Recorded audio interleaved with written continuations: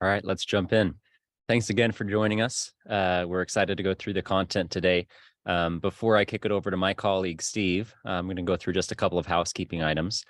First off, this webinar is being recorded, so you can look for that recording as well as the deck to be sent through to you here in the next day or so. Looking forward to sending over that content.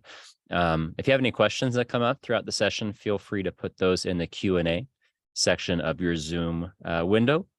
And we have some folks online that'll be able to type some of those answers back to you. But then Steve will be able to answer some questions towards the end as well as time permits. And with that, I will kick it over to Steve Graham, who is a customer success engineer here at GitLab. Thank you, Taylor. My name is Steve Graham. I'm a customer success engineer with GitLab's Scale team. I've been with GitLab for close to 4 years now. And just for awareness, GitLab CI and CD were one of my primary motivations to join GitLab. I wanted the opportunity to really deep dive with all of GitLab's tooling, and this role gave me the opportunity to do that. So we're going to be covering GitLab CI concepts with a very large list of advanced topics today. As a result, we're going to have to go fairly quickly. But to Taylor's point, you will have a chance to review the recording again if you want to in an email follow-up. And you'll also have a link to be able to download this deck. And this deck has got a lot of links in it, so that if we're on a slide that has particular interest to you, invariably it's going to have links on it that will help you to get to more advanced content. So just be aware of that. Our goal today is to help you understand a wide breadth of the potential variations you may want to use in pipelines for yourself and for your team. So just to reiterate what Taylor already said, we're going to be sending out an email afterwards. It's going to have a link to the workshop for viewing. It'll also have a link to this slide presentation so that you can download that and again take advantage of the links that are in it. We're also going to be inviting you to join a hands-on workshop for CI, which I would really encourage you to do. If you haven't had a chance to play with GitLab CI yet, this will be hands-on. You'll be getting a group provisioned at gitlab.com that's private to you that you can play around in, and you'll be given specific exercises to go through. And it'll give you a chance to learn how to build, simple GitLab pipelines and some ways to start to work up toward more advanced pipeline structures and workflows. So, and potentially you could even go into including security scanning and, potentially compliance enforcement under your own private group if you want to. Now, just for awareness, we typically only make these available for a few hours after the hands-on workshops end. We're discussing right now the potential to keep it open for 24 hours, maybe 48. So please do join us if you can. We're also going to be inviting you to engage with a customer success engineer, somebody like me who can help advise how to get started, options you might want to consider, and how your pipelines can be governed by settings in your projects. They can also help answer any other questions that come up after our session today. So I'm going to have to get going here. This is our agenda for the day. We're going to cover a real quick overview of CI and CD basics, which is, again, just a quick review. We're going to go through an overall overview of a pipeline file. Then we're going to talk about pipeline structures, variables, controlling when your jobs run, holding and securing and sharing results with job artifacts, and assembling pipelines from components using extends and includes if you choose to. Now, for awareness, for teams that really need to get up and running quickly with GitLab CI, we do have some training and some PS programs that can help get your teams up to speed quickly. So I'm going to blow past this slide for now, but just be aware that this is here. And if this is something that makes sense for you and your team, please take advantage of it. Taylor, do you want to go ahead and fire up the first poll? We want to take a quick minute for a poll. We're interested in understanding what may be holding you back from using CI and CD.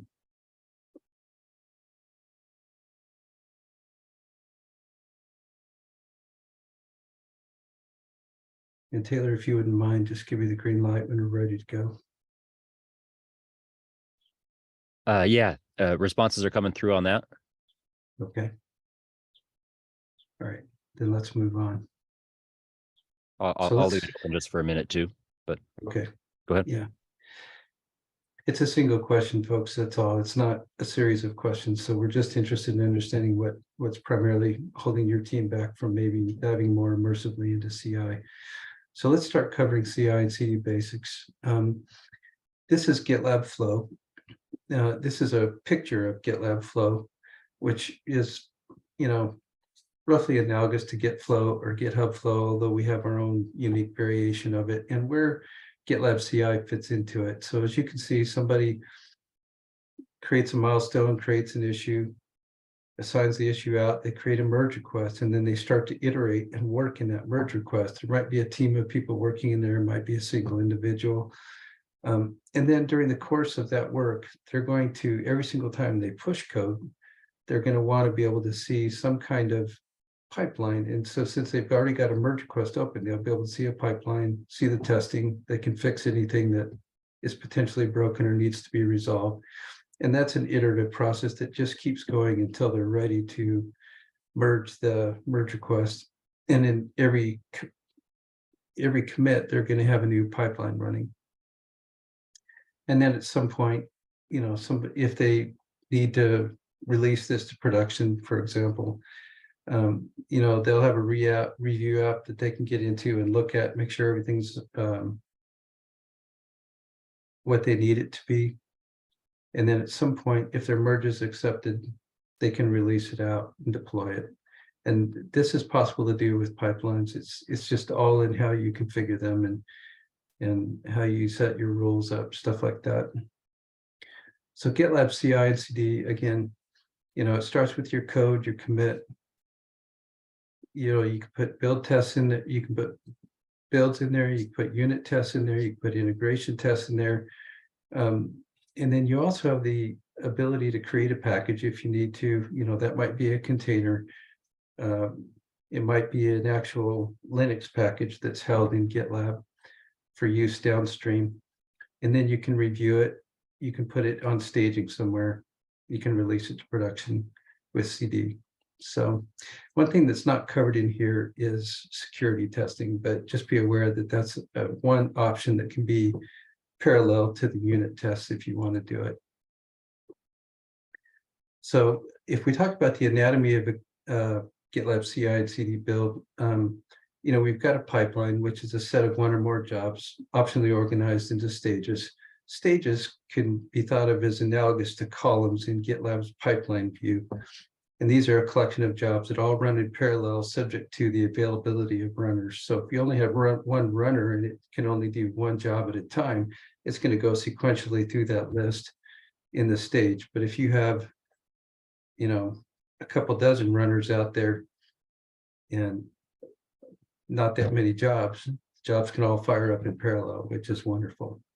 We also have jobs. Jobs are scripts that perform specific tasks. This might be npm test, nvm, mvn install, stuff like that, whatever you need the jobs to do. And you're going to be working from essentially a shell command, but you can engage at that point, you can engage your build, you can use your programming language, whatever you need to do. Now, I want to real quickly touch on the security scanners that are available to you and that your team should be taking advantage of right now. If you've got a premium subscription, you've got static application security testing, you've got container scanning, you've got infrastructure as code scanning, which was just released in 16, by the way. And we also have secret detection, all of which are extremely valuable for teams like yours, and I would really recommend that these be hooked up. And if you've got Ultimate, you've got the list that we see here. Now, I'm not going to dwell on this too much, but just realize that this is considered a full suite of security tests that you can apply to your code and make sure that you're staying safe. And then Ultimate, of course, comes with the security dashboard and other tools that can be useful for that too. So let's talk real quickly about the pipeline file itself. In GitLab, its default name is .gitlab-ci.yml. And this is where everything starts. So GitLab's robust support for CI and CD has been going on for a very long time. We released CI initially in November of 2011, and we've been iterating on it constantly since then. And as a result, we've got a very highly mature pipeline capability built into GitLab. It's well equipped to handle a diverse range of scenarios. Getting started with pipelines is actually pretty easy, and they can be effortlessly expanded and customized to meet your specific needs, which is not to say that you won't occasionally run into a little obstacle that you need to work out. But GitLab offers the flexibility to define multiple pipelines per project. That's not an issue to do, and I frequently do a lot of it, enabling you to address any scenario that requires an independent pipeline. So let's look at a GitLab. The first section that you're going to run into in GitLab's pipeline files is the global section. The entire GitLab pipeline file is declarative in nature. You're not taking on a new programming language. This is simply, it's like filling out an INI file, if you will, but it's in YML. It uses global keywords, and anything that's listed as a keyword, GitLab will treat as that particular type of declaration. Anything that's not a specific keyword is considered a job. So just be aware of that. Image in this case at the very top is defining the default image for anything that uses containers downstream. You can define the defaults for jobs. So you can see I've got default tags equals shell. This is a project of mine that I use for testing out workflows and building multiple independent workflows. And it's just a real simple type of scenario. We can declare stages that we want to be able to use. Now we can also define workflow rules. So you can make decisions about, am I going to run a GitLab pipeline at all? Or am I just going to shut pipelines off altogether, which is what you can do with workflow rules. And we'll talk more about that later. You also have jobs. Jobs can be hidden, which is to say they start with a period, and hidden jobs don't do anything until they're extended by a downstream job that declares them. And you can see in this test variables job, I'm extending this job base. And the script section is required. You have to have this script section, or it'll just fail to do anything for you. In fact, you'll get a YML failure when you commit it. It can use rules if you want to do that. In this case, we've got a real simple rule, and there's many more options we're going to be covering in detail today. So let's keep going. I'm just going to skip over this slide for the moment, but just be aware that GitLab has the ability to include lots of independent files. If you need to spread your pipeline configuration out over multiple files, you can do it. This might, a lot of use cases for this are independent pipelines defined in their own files. Things along those lines. And, these file includes can use rules. Now I'm going to move on from here because we need to get going. So let's take another quick minute for another poll. We're interested in understanding what other tools you might be using for CI/CD. And this is the last poll, folks. So Taylor, if you can fire that one up. Thank you.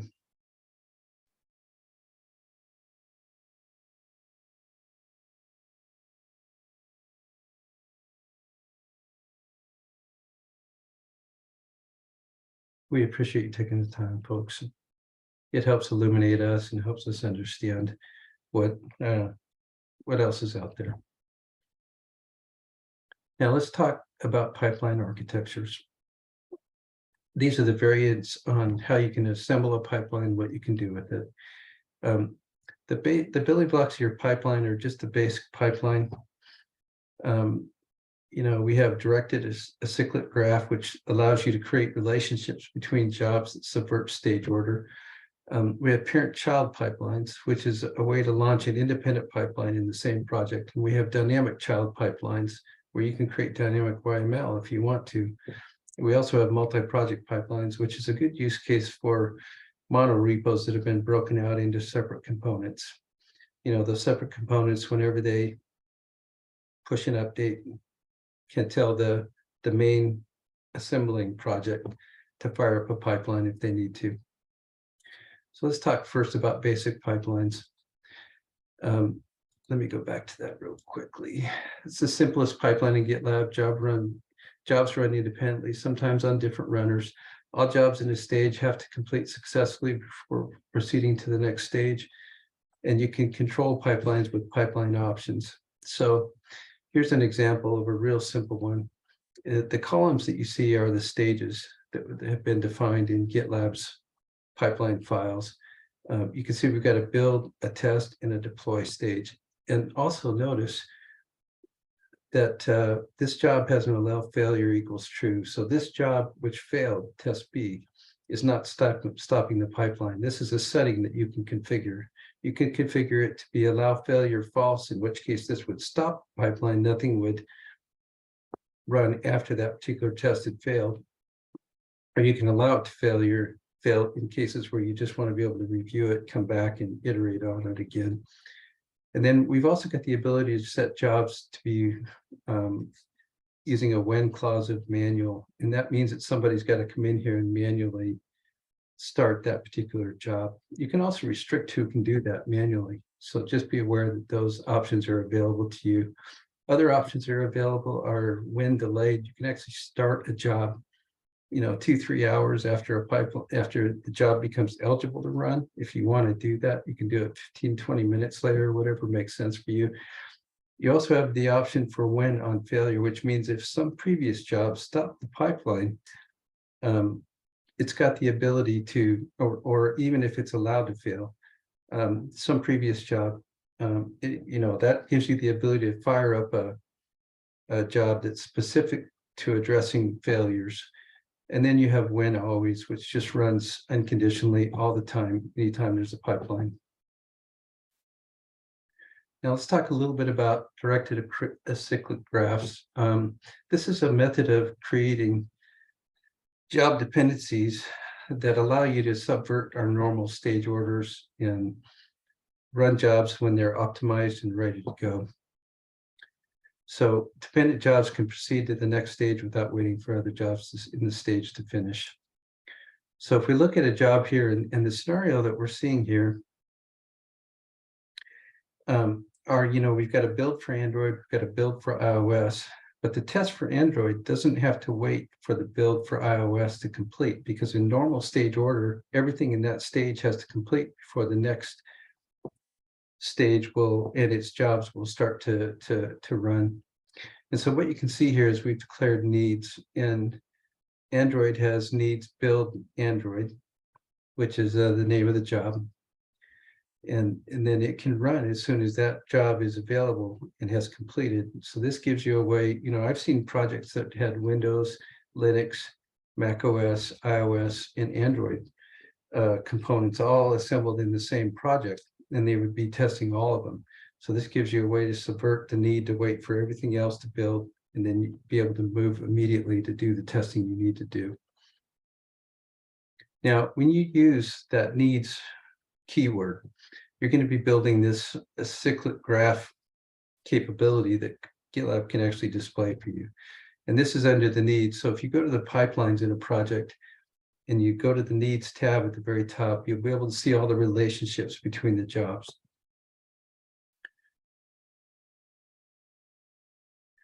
Now, the next type of pipeline, and again, folks, I apologize that we're having to go through this so quickly, but we want to make sure you get a chance to understand the broad range of topics that pipelines can cover for you.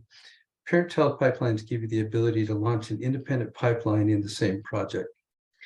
So these are separate entire pipeline configurations. You can run them from their own independent pipeline files if you want to. They don't have to be contained in GitLab-ci.yml. In fact, they're not by intention. You can combine them with directed acyclic graph pipelines to achieve the benefits of both. And they're useful to branch out long-running tasks. So some teams I had one team that had like a 24-hour test they had to run, user acceptance style test. This is useful to be able to run that separately without having to hold up this pipeline, although you can make it hold up the pipeline if you want to. So parent-child pipelines, this is the pipeline that you would be running conventionally. And then when you have a pipeline that's going to trigger a downstream pipeline of any kind, you're going to have something that looks more like this. Now, we're going to talk about how to make the jobs in that pipeline visible. or just the stages, just a pass-fail type of thing. But you can click on that and be able to see its status at least. So parent-child pipelines use trigger jobs. In this particular case, we see this build one, which is a trigger job. We would typically call this a bridge job. It's only going to run, this is part of a rules declaration, but it's only going to run for changes under this specific directory. And that's a capability you've got built in. In this case, it's actually not using rules, it's using our old only construct, but this is something built into only and into rules that you can take advantage of, so that this particular job only runs if there's changes in that particular directory or set of files. And then you can include a file from the same project. It's got to be a valid YML file. So just be aware of that. And then strategy depends means to hold this pipeline until that downstream pipeline finishes. So you're going to execute that full downstream pipeline. This pipeline won't reach the point of having passed or failed until that pipeline reports back in.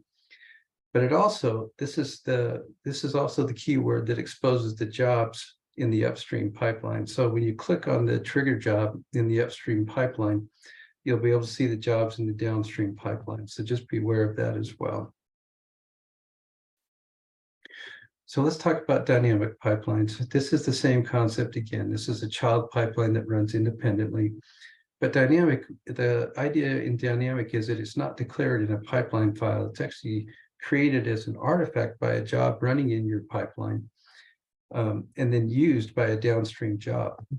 So you can generate the pipeline configuration at build time, use the generated configuration at a later stage to run a child pipeline. And this is useful to use a single pipeline configuration with different settings to support a matrix of different targets and architectures.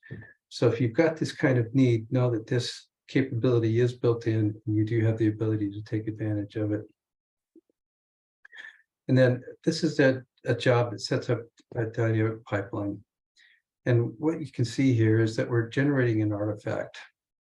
Place a generated YML file in the job artifact store. Now this gets uploaded to GitLab and it's available to downstream jobs. In fact, by default, that artifact is going to be downloaded on every downstream job. So it'll be available to every job that follows.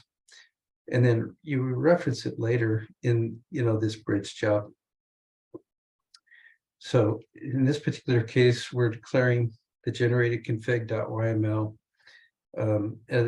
That's the artifact that we've got to have from the job setup, and the strategy is depend. So we're declaring depend so that we can see the jobs in that pipeline, in our upstream pipeline, and it'll hold the upstream pipeline until that's been completed. So this technique can be very powerful in generating pipelines targeting content that changed, or build a matrix of targets or architecture so that you don't have to just configure them all in jobs and have to go through every single pipeline run doing every single one of them. This is just a way to target specific things so that you can go through that quickly. So multi-project pipelines are another variant of having downstream pipelines, but this is the ability to launch a pipeline in a different project. So a pipeline in one project can trigger a pipeline in another project. Important thing to note about this is that any user who can trigger a pipeline will need to have the right role to trigger the pipeline in the downstream project. So that's developer, right? So if they can trigger the pipeline, any user who can trigger the pipeline in the upstream project needs to be at least a developer in the downstream project. You can also pass variables to the downstream pipeline if you need to do that. If the downstream pipeline fails, it doesn't necessarily fail the upstream pipeline, although that's up to you and your strategy in building it. This is useful when deploying large applications that are made up of different components that have their own project and build pipeline. Now, where I see this a lot, or at least I have in the 4 years that I've been at GitLab, is people who break up monorepos and they start to componentize them into separate projects. They can all contribute each one of those separate projects can launch a pipeline in the large aggregation project that pulls everything together for the build. And this is what a multi-project pipeline can be constructed of. We can pass the variables downstream by just declaring them. We can specify project and branch it in the downstream project. So we can actually tell it run on master or run on development if appropriate. We can declare the strategy again, and we can define what variables to forward if we want to take that route too. Although I kind of prefer to use this as long as you don't have too many variables to have to declare. The job with the trigger is often referred to as a bridge job, but it doesn't have to have that name. It can have any name you want it to have. It's just called a bridge job. And then the downstream pipelines can be anything that you want them to be. They can be an independent pipeline that's not that project's GitLab-ci.yml. It can be a pipeline that's really intended to be just for this particular type of scenario. With me for one quick second here. Clean up my screen a little bit. So the next thing I want to talk about is variables. GitLab has a huge list of predefined variables that you can use in various ways in jobs, pipeline configuration files, things along those lines. And all these variables are available to your jobs when they're running. So when they're in their script section, all these variables are there and available to you. You can set variables at the project level. You can also set them at the group level, and you can set them at the instance level if you want to do that. I don't see that done a lot at the instance level, but it's something that you can do. So in a project, you can go to settings, CI/CD, and then expand the variables section, and you'll be able to set variables here. You can set the default state for them, which means, they can still be overridden downstream, but this is a good way to just set them up. Now, be aware that you can also hide them. You can hide them and you can protect them. If you choose to protect them, what you're saying is don't expose this variable to anything that's not on a protected branch. This keeps that variable from being exposed in feature branches that people are working on.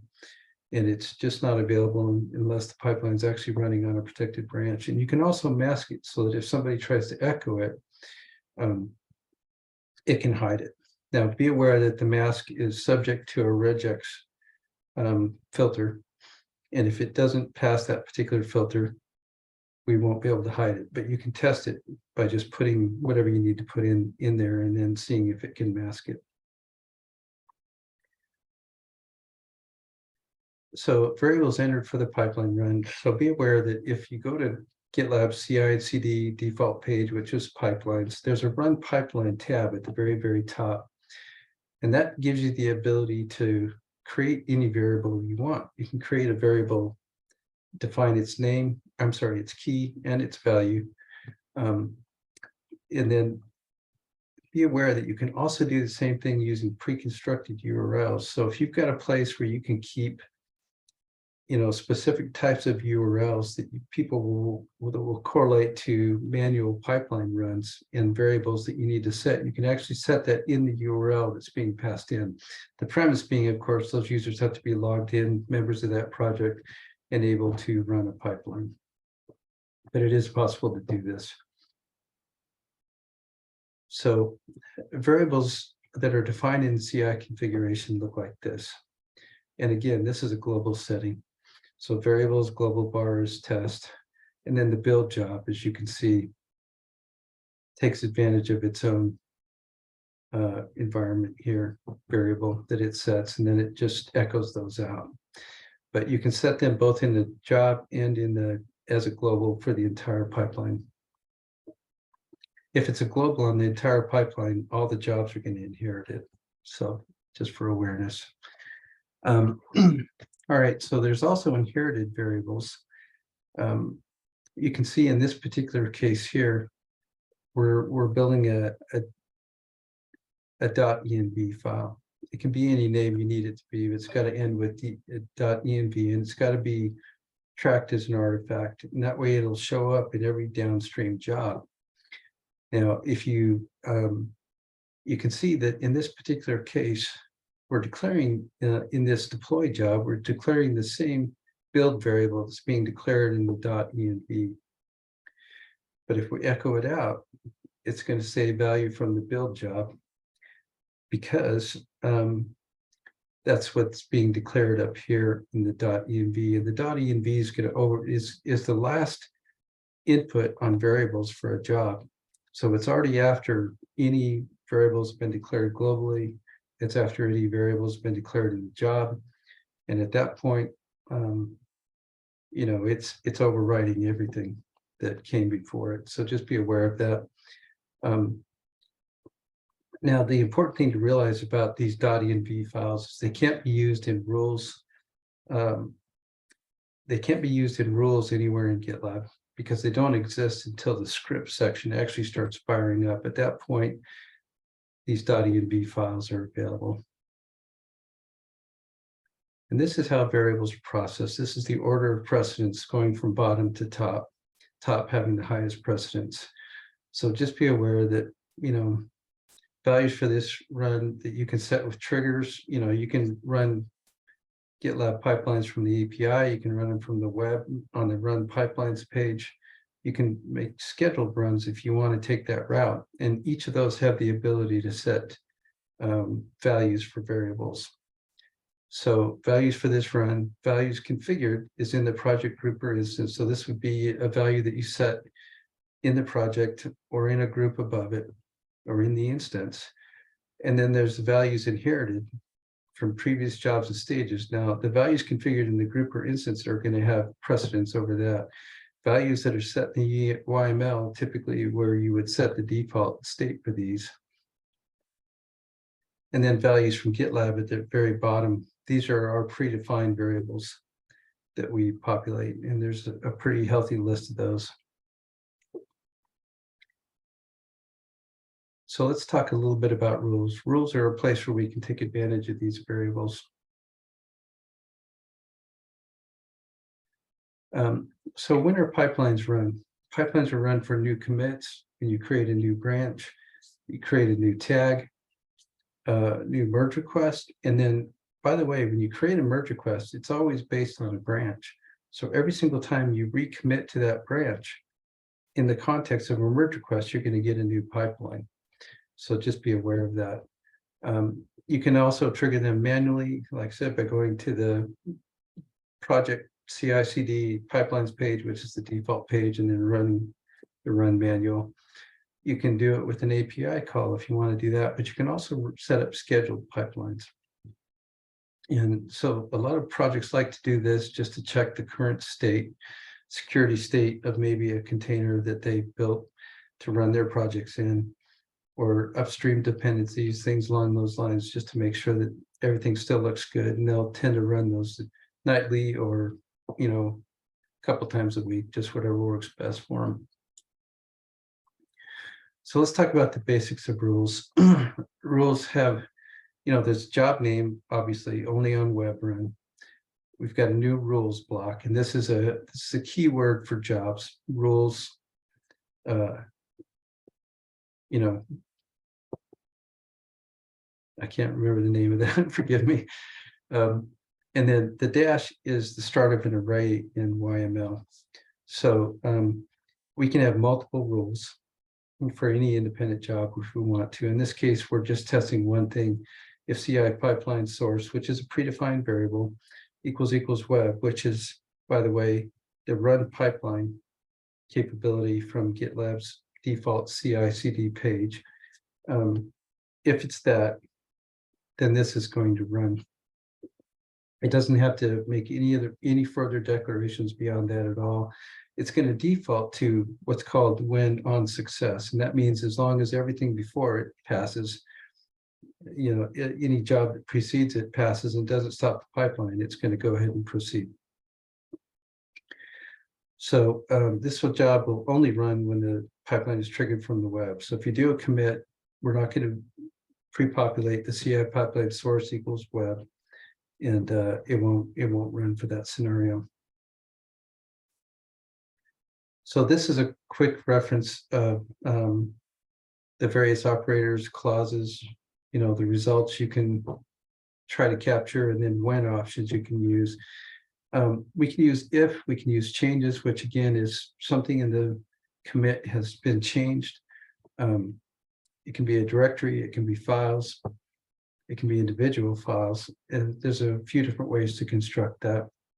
And then it can also be exists, which is just checking for the presence of something in the directory, or I'm sorry, in the repository. So if it exists, the pipeline runs. The operators that you see listed here are pretty much what you're used to seeing. Equals is just, does it equal this verbatim? Not equals is a negative match, right? And then what you see right below that with the tildes, equals tilde, not tilde, those are regular expressions. So you can use regular expressions to test against variables and match up based on how you construct your regular expressions. And then the and or, of course, are what you expect them to be. The results can be, we can use when to encapsulate what we want to be able to do next and under what conditions. We can allow failure. So allow failure can be true or it can be false. It's up to you. If allow failure is false, that job's going to stop the pipeline. If allow failure is true, it's not going to stop the pipeline, but it's going to show an exclamation point if the job fails in the pipeline. And we also have the start in, right? So again, this is start in 15 minutes, start in 3 hours, whatever you want it to be. The when options can be always, which means run unconditionally.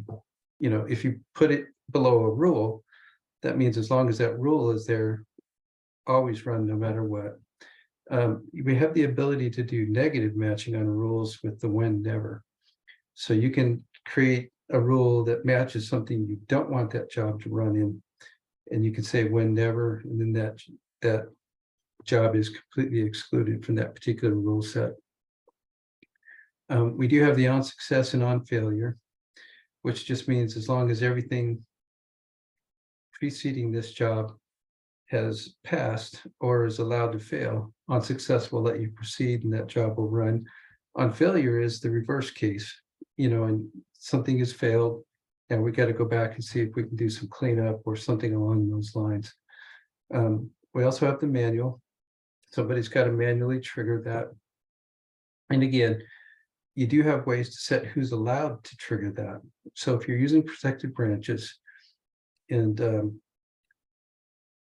you've got your environment set up, you have the ability to be able to decide based on who is allowed to run a manual job in a protected branch. You can set that particular group of individuals, but you can also set it for the environments too. You could have a separate list of people who are allowed to run jobs on your production environment from people who are allowed to run manual jobs in your main branch, main or master branch.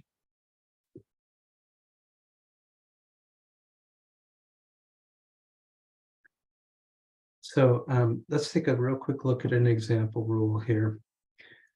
If pipeline source equals merge request event, and notice that there's no when here, which means it defaults to when on success. If pipeline source equals push. So this pipeline, this job is going to run really just about all the time. I mean, it really is. It's going to run for merge request events. It's going to run for push events. What it's not going to run for is web, API, scheduled stuff, things along those lines. Pretty much any other circumstance where somebody is actually manipulating code, it's going to be running.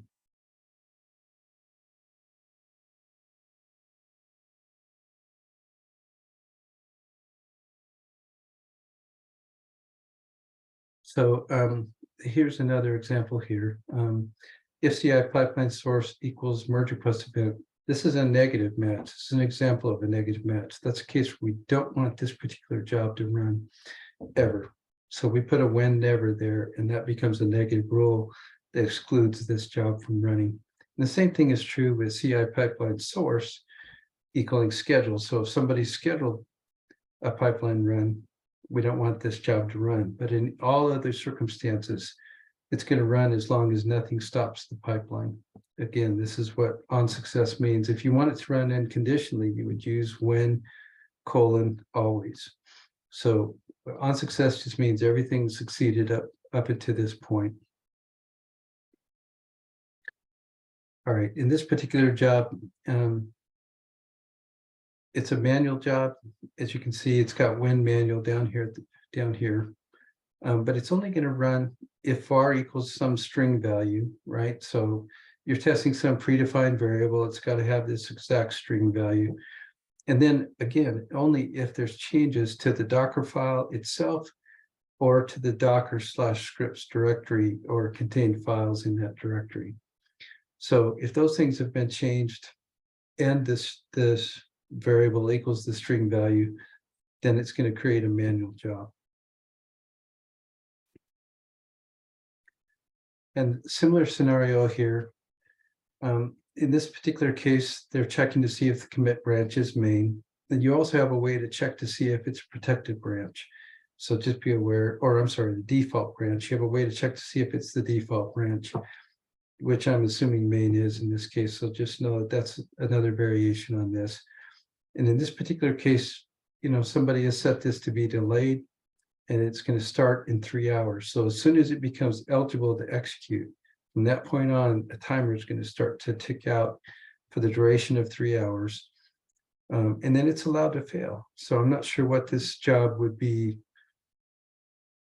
particularly doing, but it's not going to stop the pipeline if it fails, and it's going to wait 3 hours to execute. Now, this is a special use case, but let me talk about it real quickly. We do have the ability, remember we were talking about globals, which were separate from jobs. So globals apply to everything. We do have this special construct here called workflow. That's a keyword. That can have rules in it. And this controls running pipelines. It's a bool decision at that point, true or false. If you decide not to run a pipeline by putting a when never, that negative rule at the very top there, no pipeline jobs are going to run, even if their rules would allow them to. Now I want you to notice this particular one uses regular expressions, and it's against the commit message. So it's looking to find -WIP somewhere in the commit message. It's actually, if you look at it, it's right at the very end. So this is right at the very end. Somebody ends their commit message with -WIP. And if that comes in and that's in the commit message, this pipeline is never going to run. It's also not going to run if it's a CI commit tag. So that just means somebody created a tag. This particular, we're not going to run a pipeline if somebody created a tag, and we're not going to run a pipeline if somebody put that -WIP at the end of their commit message. And then notice it says when always at the end, bottom. It's not when on success. It's just unconditionally always. In all other circumstances, except for those two, we're always going to attempt to run a pipeline subject to, the rules in the jobs. All right, so variables depending on the variable Docker file will be set differently based on these sets of rules. So if the CI commit ref name has got the -WIP at the very end, it's going to use this Docker file called test.docker file instead of using the main Docker file. But if it's not got that and it's coming in on the default branch, presumably main or master, its Docker file is going to be main.docker file. And in all other circumstances, it's got a standalone. So I want you to notice that the dash here delineates a new array entry, and each one is meant to be a completely inclusive rule all by itself. So even though this has a standalone when, if neither one of these matches, the standalone when is going to win. There's implied wins for both of these. That again is when : on success. But if neither one of these matches, then it's just always going to create a pipeline. Now let's cover artifacts. We're going to have to do this fairly quickly. GitLab has the ability to generate artifacts that are then uploaded up to GitLab for downloading in the UI or for use in subsequent jobs in the same pipeline. CI configuration is moderately simple on these. It allows for the saving of build artifacts for the output of any job. And I'm going to really encourage you to pay attention to this expire in at the bottom, because these artifacts build up over time. And I've seen them just cause immense challenges for teams that need to manage their storage a little bit more closely. So if you're creating large build artifacts, definitely think about that expire in. And in fact, I would just do it unconditionally. But they're available by all subsequent jobs. So artifacts will automatically flow to and be downloaded by all subsequent jobs before your script section runs. They can pull in any combinations of paths or files. You can use exclude to limit what is added. And then in downstream jobs, you can use needs artifacts or the dependencies keyword to limit what gets downloaded. In the case of needs, you're only going to download from upstream jobs that have been declared as dependencies for the job that's running. But you can also use the artifacts to delineate what you want to download in the way of artifacts, including nothing at all. And the same thing's true of dependencies. Empty arrays for both of those means you don't want anything coming downstream to that job. You can use when to determine if artifacts will be stored or not. Again, on success. And then you can use the expire in to determine when they're going to be destroyed. So if you set expire in 3 months, 3 months after that, they're going to get deleted by GitLab automatically.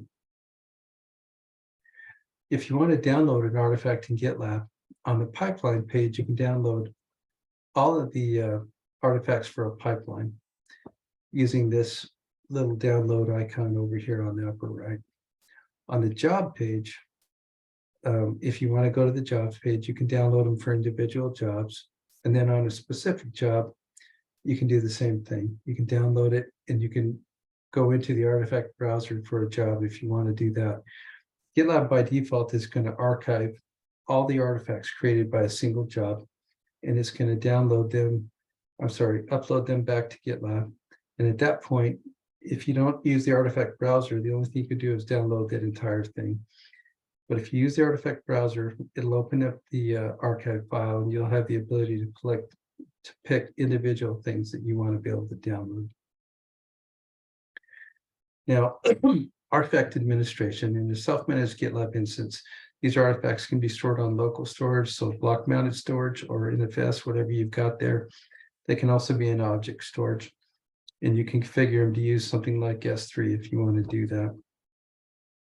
Artifact expiration times can be configured at the instance level. If you are self-managed, you can just make a default for that there. And then artifact downloads fall under GitLab's access control. So GitLab is squarely checking authentication for users that are trying to access artifacts in private repositories, private or in case of internal usage, which is not available at gitlab.com. Now, we have a lot of container and language-specific registries that you can use for artifact storage if you want to take that route, and I would really encourage you to pursue these. We do have a Docker registry if you want to use that.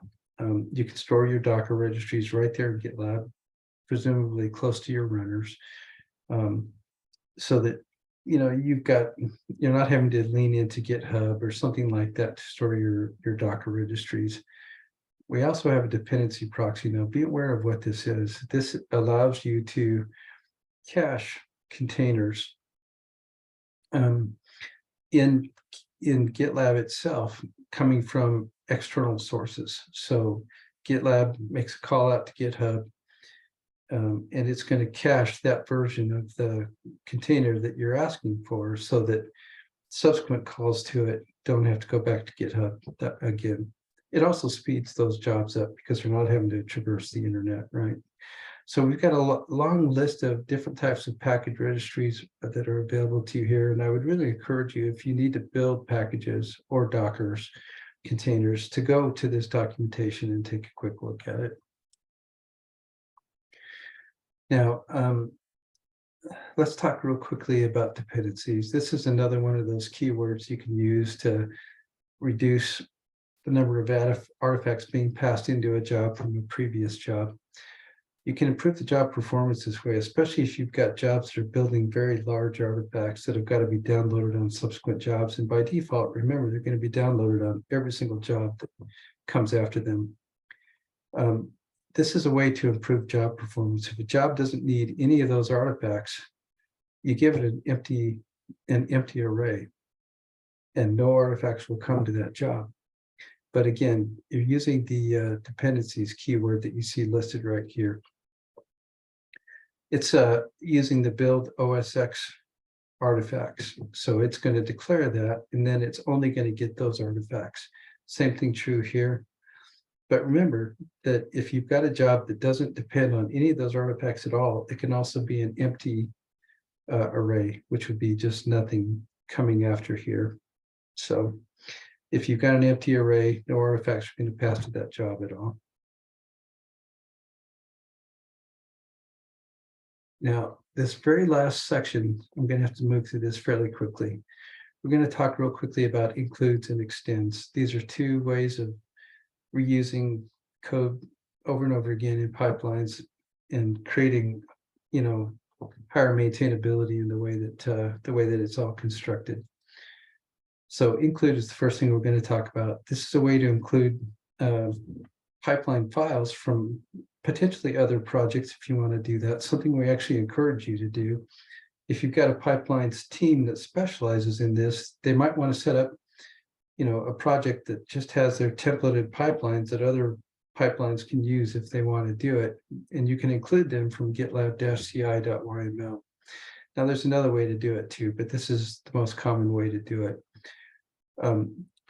So it allows the inclusion of external YAML files. You might want to break your pipelines down into, specific workflows, job definitions, role definitions. I've seen lots of different methodologies here, but this is an unconditional include here. And it's going to look for the same named file in this repository that you're currently in. Now, this local does exactly the same thing. That's exactly what that does. So notice that we also have the ability to include a file from a different repository. We declare the project and then we declare the file name, and GitLab will pull that in. Now, in this particular case, I don't have to be a developer in that remote project. All I have to do is have read access to that. So if you're self-hosted and you have the ability for projects to be internal only, that's effectively public for anybody that's logged in. So just be aware of that. It works very well. People who are running pipelines have got to have read access to that project, and they'll be able to pull those in. Now, remote is the ability to include a file from a remote URL. Maybe you want to include a file that's on gitlab.com that's, a specific file that you want to be able to get from there. That has some challenges. It has to be publicly accessible. You can't be using anything that requires authentication. And then we also ship GitLab with a whole variety of various pipeline files you can use to do security scanning. We also have an auto DevOps pipeline file if you want. It's kind of a one size fits all. But these are what's called template files. So notice that these are all links, so you can go to learn how to use each one of these. But a template file, you can see two examples of it right down there at the very bottom. Now, extends is the next thing I want to talk about. Remember, when we were talking about the pipeline files, I was talking about hidden jobs. That's exactly what this test is up here at the very top. That's a hidden job by virtue of the fact that it's preceded with a period. So extends, we can use extends to define hidden or regular job names that a job is going to inherit from. Now realize we're not limited to extending hidden files. We can actually extend a job that's already been declared somewhere and overwrite the aspects of it that we need to if we want to take that route.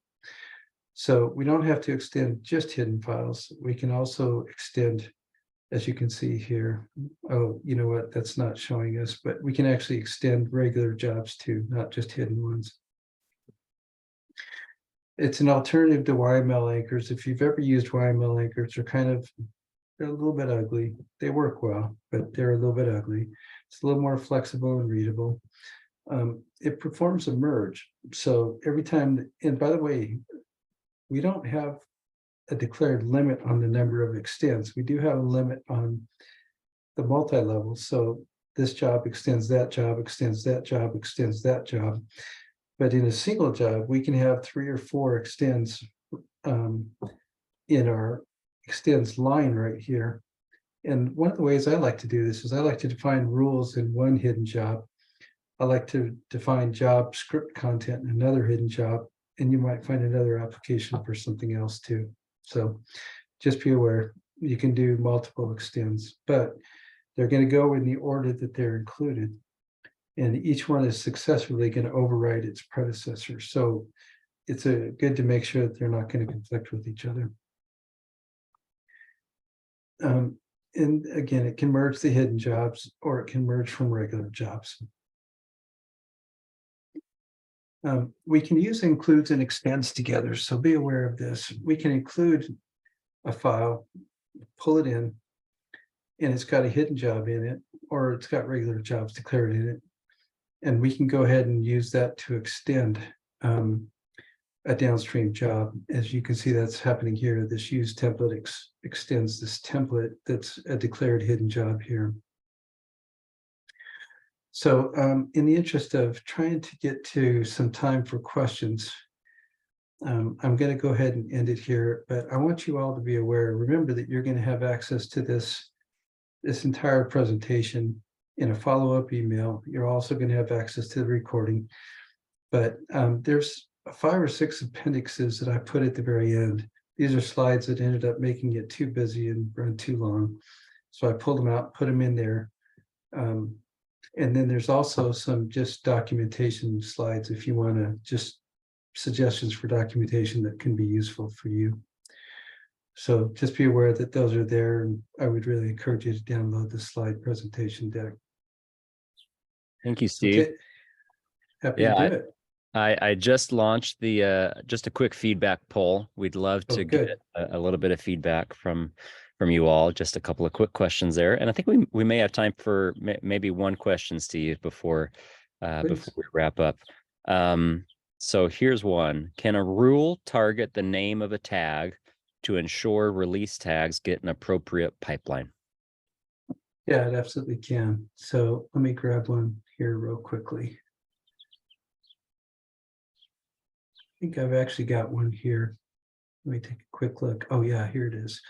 This is one of my testing projects that I use for building out workflows. So in this particular case, we're using regular expressions, and it has to be of this form: release dash decimal, and it can be more than one decimal. I'm sorry, digit. It can be more than one digit, followed by a period, which can be more than one digit, following that, and then followed by a period, then followed by another, and then that's the end of the tag name. So yes, you can absolutely do this. Regular expressions are incredibly powerful. They're not inhibited by GitLab. And being able to target something like this is moderately easy to do once you've had a chance to play with it a little bit. Awesome. Thanks, Steve. I think that puts us right at time. Thank you, everyone, for joining us today. As we mentioned, we'll be sending out the deck and the recording, so you can look for that. As a reminder, within that email that we're sending you, there are 2 opportunities to sign up for a hands-on workshop next week. That's actually led by Steve, so we're looking forward to that. And then there's also an opportunity to sign up for a one-on-one session with Steve or another customer success engineer to help you with anything we went through today. So please take advantage of those offers. We're looking forward to engaging with you, and we'll catch you on the next one. Thanks, everybody. Thank you.